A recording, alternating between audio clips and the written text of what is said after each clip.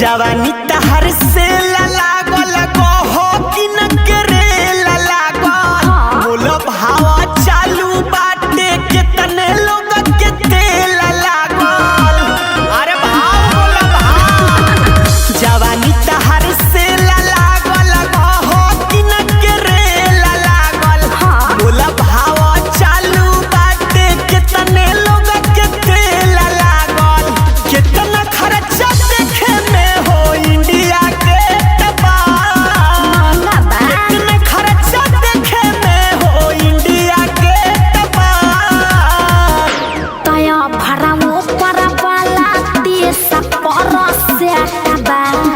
नीचे वाला महला रे तमाजा वो करा से पूछा जकरा भेटबा नीचे वाला दोसर रे टबा।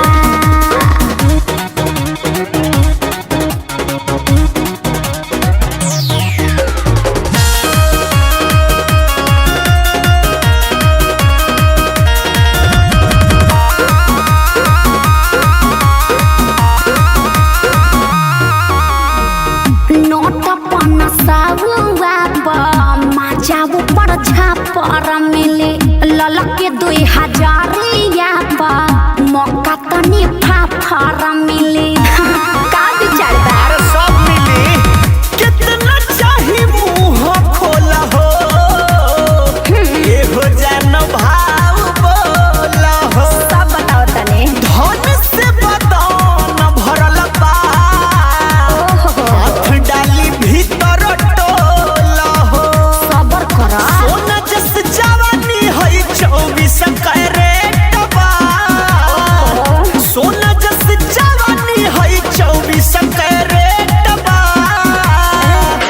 तया भरा ऊपर वाला 30 पर सेट बा नीचे वाला महंगा रेट बा मजा वो करा से पूछा जकरा भेटबा नीचे वाला दोसर रेट बा।